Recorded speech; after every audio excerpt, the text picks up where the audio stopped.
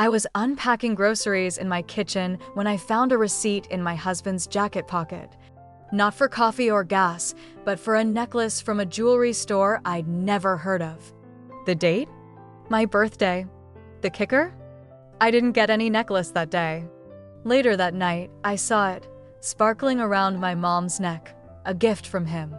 That's when I realized the two people I trusted most had been lying to me for months, and the truth would tear my entire world apart.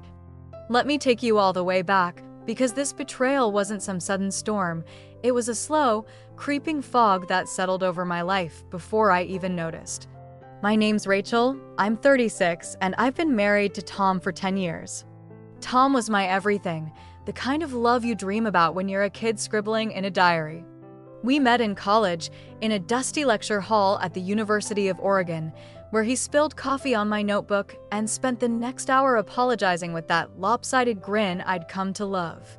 He was charming, earnest, the guy who'd stay up late helping me cram for exams, who'd drive me to the coast just to watch the waves crash because I said I needed a break. We built a life together, through first apartments, job changes, and countless little moments that felt like promises. He'd leave sticky notes on my bathroom mirror with compliments like, "You make every day better," dance with me in the living room to scratchy jazz records, and talk about growing old together, rocking chairs on a porch somewhere. I believed him. I believed in us. And my mom, Diane? She was my anchor, my hero. At 60, she was a whirlwind of energy, vibrant, sharp-tongued, always ready with a warm hug or a piece of advice that cut through the noise. She'd raised me mostly on her own after Dad walked out when I was 12, leaving us to fend for ourselves in a small apartment in Eugene. Mom worked 2 jobs, sewed my clothes, and still found time to bake cookies and cheer at my soccer games. We were a team, her and me, through every heartbreak, every triumph. She was the one who taught me how to knead dough, who stayed up all night fixing my prom dress when the zipper broke, who cried harder than I did when Tom proposed under a willow tree in a park. The idea of her betraying me, of her and Tom together? It was so unthinkable, it might as well have been a plot twist in one of her dog-eared romance novels. We lived in a charming house in Portland, Oregon, with a big backyard full of wildflowers and a wraparound porch where we'd spend evenings sipping wine and dreaming about the future. The house was our pride and joy, a fixer-upper we'd spent years painting, sanding, and filling with memories.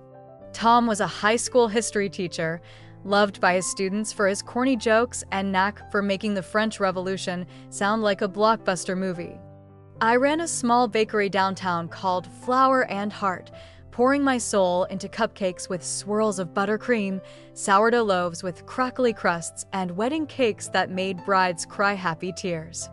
It wasn't a glamorous life, but it was ours, cozy, full, grounded. Mom lived 15 minutes away, in a cozy apartment she'd decorated with vintage furniture, an army of houseplants, and stacks of books she'd read twice. She'd stop by the bakery at least twice a week, always ordering her favorite lemon tart and charming my staff with stories about her book club or the time she accidentally dyed her hair purple. Tom and Mom were close too. He'd swing by her place to fix a leaky faucet or haul her heavy oak bookshelves, and she'd tease him about his terrible taste in plaid shirts or his obsession with Civil War documentaries. I loved their bond. It made our family feel complete, like we were all woven into the same tapestry. But looking back, I can see the threads starting to fray, even if I was too busy to notice. It started about 1.5 years ago, when Tom began staying late at school more often. He'd say he was grading papers, prepping lessons, or helping the debate team prepare for regionals. I didn't question it. His job was demanding, and I was swamped at the bakery, especially after we landed a contract to supply desserts for a local hotel chain. The extra work meant long hours for both of us, and I figured we were just in a busy season, ships passing in the night. But then Mom started acting different. She'd cancel our weekly coffee dates, saying she was caught up with her gardening club or a new friend she'd met at a yoga class. When I'd ask for details, she'd wave it off with a laugh, her smile a little too bright, her eyes sliding away from mine. "Oh, just keeping busy," she'd say, and I'd let it go. I wanted her to be happy. She'd been single since Dad left, and I thought maybe she was dating someone new, rediscovering herself. The little things kept piling up, though, like grains of sand in an hourglass. Tom's phone started buzzing more than usual, and he'd check it quickly, then set it face down on the table, a habit he'd never had before. One night, I caught him smiling at a text. His face lit up in a way that made my stomach twist. "Who's that?" I asked, stirring my tea, trying to sound casual. He shrugged, eyes flicking to the TV. "Just a colleague, nothing important." But his voice was too smooth, and he changed the subject too fast, asking about my day at the bakery. Mom was acting strange, too. She'd get calls during our rare lunches together and step outside to take them, coming back with vague excuses like, "Oh, just a neighbor needing advice on her roses." I'd smile, but deep down, something felt off, like a note played out of tune. I told myself I was being paranoid. This was Tom, the man who'd driven 3 hours to surprise me with flowers on our first anniversary. This was Mom, who'd stayed up all night sewing my prom dress. They'd never hurt me, right? The first real red flag came about 8 months ago, around my 36th birthday. We threw a small party at the house, friends, neighbors, Mom, my bakery staff, all crammed into our living room with music and laughter. Tom gave me a beautiful hand-woven scarf, soft and teal, exactly my style. I was over the moon, wrapping it around my shoulders and twirling for the crowd. Mom gave me a pair of simple silver earrings, elegant and understated, perfect for everyday wear. It was a perfect day, or so I thought. Looking back, I remember Mom wearing a new necklace that night, a delicate silver chain with a small sapphire pendant that caught the light as she moved. I complimented it, said it looked expensive. She touched it, smiling softly. "Just a little treat for myself," she said, and I didn't think twice. Why would I? Mom had always been frugal, but I figured she deserved to splurge. But then, a week ago, everything came crashing down. It was a Tuesday afternoon, and I was in the kitchen, unpacking groceries after a long day at the bakery. Tom's jacket was slung over a chair, and I reached into the pocket to grab his keys. My fingers brushed against a crumpled piece of paper. I pulled it out, curious. It was a receipt from a jewelry store downtown, one I'd never been to, dated the day of my birthday. The item? A sapphire necklace, $300. My heart skipped a beat. I hadn't gotten a necklace. I stood there, staring at the receipt, my mind racing. Was it a surprise he hadn't given me yet? A mistake? I tucked it back in his pocket, but the knot in my stomach tightened, and I couldn't shake it. That night, Mom came over for dinner. We were chatting, catching up, when I noticed it, the necklace. The same one from my birthday, the sapphire glinting under the dining room light as she laughed at one of Tom's dumb jokes about his students. My fork froze halfway to my mouth. "Mom," I said, my voice steadier than I felt, "where'd you get that necklace again?" She hesitated, just for a second, then smiled. "Oh, I told you. I bought it for myself." A little splurge, but her eyes darted to Tom, and he suddenly got very interested in cutting his steak. The receipt burned in my mind. $300. Mom wasn't the type to splurge like that, not on herself. I didn't sleep that night. I lay next to Tom, listening to him breathe, my thoughts spiraling. The late nights, the secretive texts, the way Mom's face lit up around him. It was like a puzzle I didn't want to solve, but the pieces were falling into place. The next morning, I did something I'd never done before. I checked his phone. He was in the shower, and his phone was on the nightstand, unlocked. My hands were shaking as I opened his messages, scrolling past work chats and group texts with his buddies. Then I saw it, a thread with D. No name, just a letter. I opened it, and my world stopped. The messages went back over a year. "Miss you already," from her, with a heart emoji. Can't wait for Friday from him. A photo of them at a cafe I'd never been to, smiling, her hand on his arm. Another of them at a lake, her head on his shoulder, the sun setting behind them. I scrolled, my chest tightening with every word. You make me feel alive, she wrote. I've never stopped loving you, he replied. There were dozens of messages, planning meetups, sharing inside jokes, talking about moments I wasn't part of. I found a text from 3 months ago where Mom wrote, "She can't know, not yet." My knees buckled. I dropped the phone, my vision blurring. This wasn't a fling. This was a year of lies, maybe more. My husband and my mom. I don't know how I got through that day. I went to the bakery, smiled at customers, frosted a dozen cupcakes, but I was on autopilot.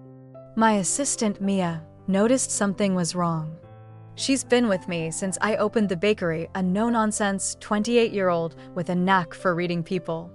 Rachel, you okay? She asked, her brow furrowed. I brushed it off. Just tired, I said, and she didn't push, but I could tell she didn't buy it. When I got home, Tom was in the living room, grading papers, the TV on low. I couldn't hold it in anymore. I grabbed the receipt from his jacket and held it up. What's this, Tom?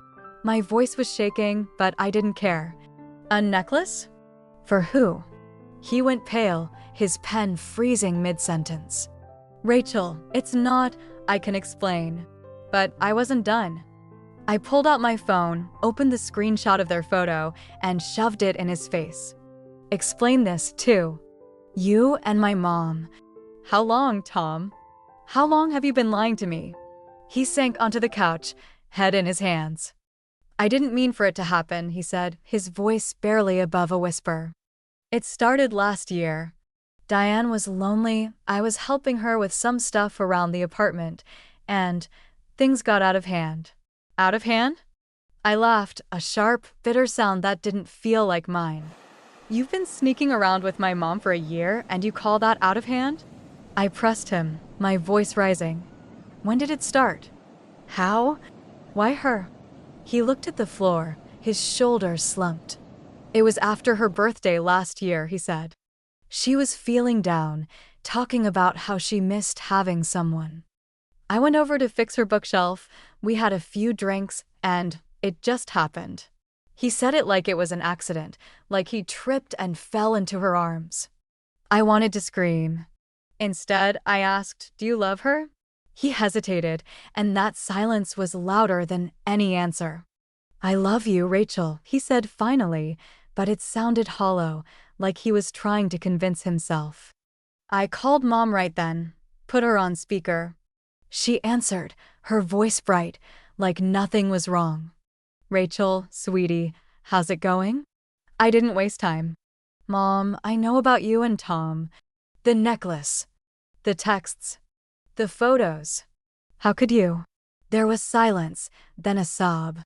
Rachel, I'm so sorry, she said, her voice breaking. I never meant to hurt you. It just happened. Just happened. Like betraying your daughter is something you stumble into. How long? I demanded. She hesitated, then whispered, since last spring. Over a year. I hung up, my hands trembling. I couldn't listen to her excuses.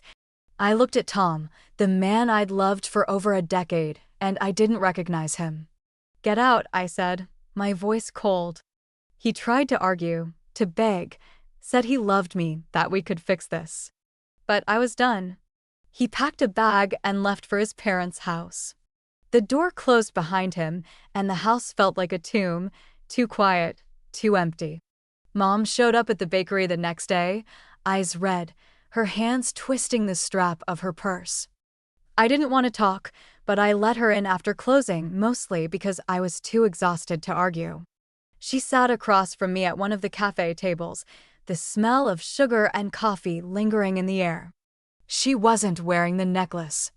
Rachel, she started, her voice shaky, I know I've hurt you, and I hate myself for it. I was lonely, so lonely, and Tom, he was kind to me. It was wrong, but I didn't know how to stop. She told me it started with small moments, him helping her with chores, them talking over coffee, her feeling seen for the first time since Dad left. She said it wasn't planned, that she tried to end it, but every time she saw Tom, she fell back in. "I'm your mother," she said, tears streaming down her face. "I'd give anything to take it back." I listened, but I couldn't feel anything. Not anger, not sadness, just a hollow space where my trust used to be. "You were supposed to protect me," I said finally. "Not break me." She sobbed harder, reaching for my hand, but I pulled away. I told her to leave. She did, and the bell above the door jingled softly as she walked out. The next few days were a blur. I stayed at the bakery late, scrubbing counters that were already clean, baking breads nobody ordered, just to keep my hands busy. Mia was a lifeline, bringing me coffee, dragging me out for walks when I hadn't left the shop in hours. She didn't know the whole story, but she knew enough. "You don't have to go through this alone," she said one night, handing me a slice of pizza. I nodded, but I felt alone, like the ground had vanished beneath me. I started piecing together the timeline, replaying moments I'd overlooked. There was a weekend last summer when Tom said he was at a teaching conference in Seattle. Mom had been visiting a friend that same weekend, and now I know they were together, probably at that cafe from the photo, or worse, at some hotel.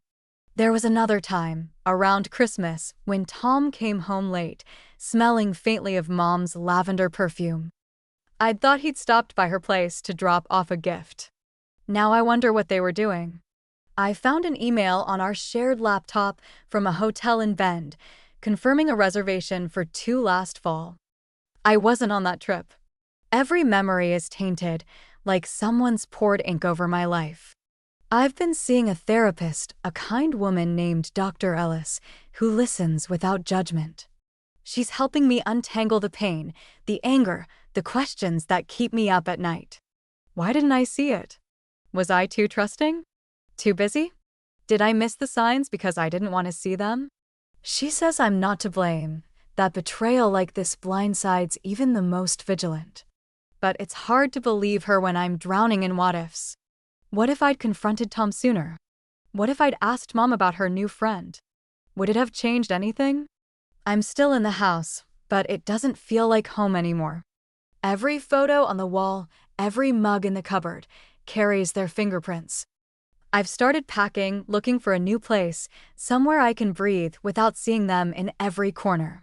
The bakery is my sanctuary, kneading dough, piping frosting, chatting with customers who don't know my world's been turned upside down.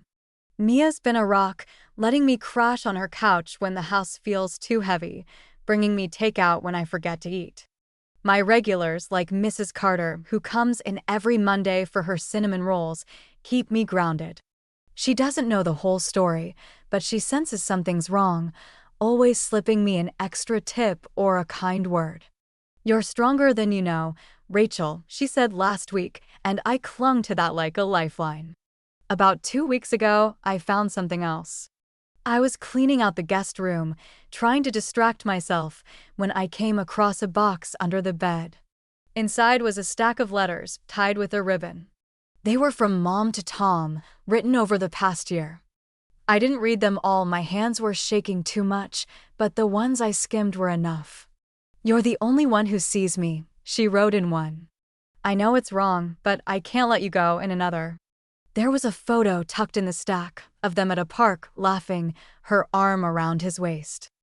I burned the letters in the backyard that night, watching the flames curl around their words. It didn't make me feel better, but it felt like something. I confronted Tom again last week, at a coffee shop, neutral ground. I needed answers, closure, something. He looked tired, his eyes shadowed, his usual confidence gone. He tried to explain, said it started as a friendship, that he was helping Mom through a rough time after her birthday. He said he felt trapped, like he couldn't end it without hurting her, but he swore he still loved me. "Then why didn't you stop?" I asked. He didn't have an answer. I asked if he loved her. He hesitated again, then said, "It's complicated. Complicated. 10 years of marriage, and that's what I got." I left without looking back. Mom's been calling, leaving voicemails I don't listen to. She sent a letter, handwritten, full of apologies and promises to make it right. I haven't opened it. I'm not ready to hear her voice, even on paper. My therapist says forgiveness is a process, not a destination, but right now it feels like a word from another language.